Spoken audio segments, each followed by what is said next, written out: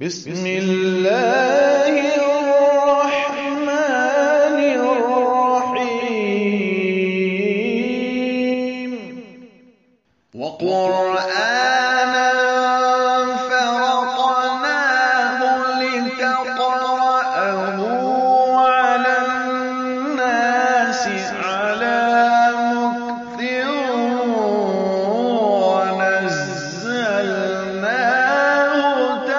تنزيلا.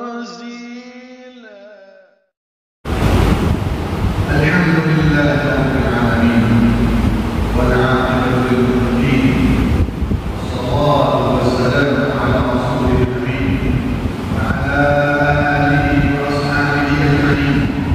أما بعد فيا معشر المسلمين، إنني أوصيكم ونفسي أولا بتقوى الله عز وجل وطاعته والتمسك بسنة حبيبه صلى الله عليه وسلم.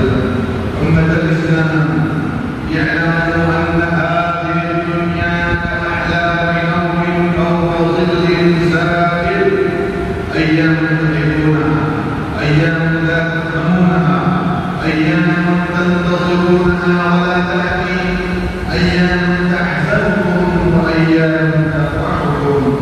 واعلموا أنه مع هذا كله ليس للمؤمن راحة إلا من الجنة، حيث قال النبي صلى الله عليه وسلم: الدنيا سجن للمؤمن وجنة للكافر.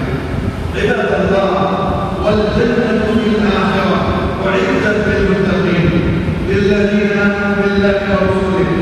نعم أمة الإسلام والقرآن، نحن في عام جديد بحمد الله سبحانه.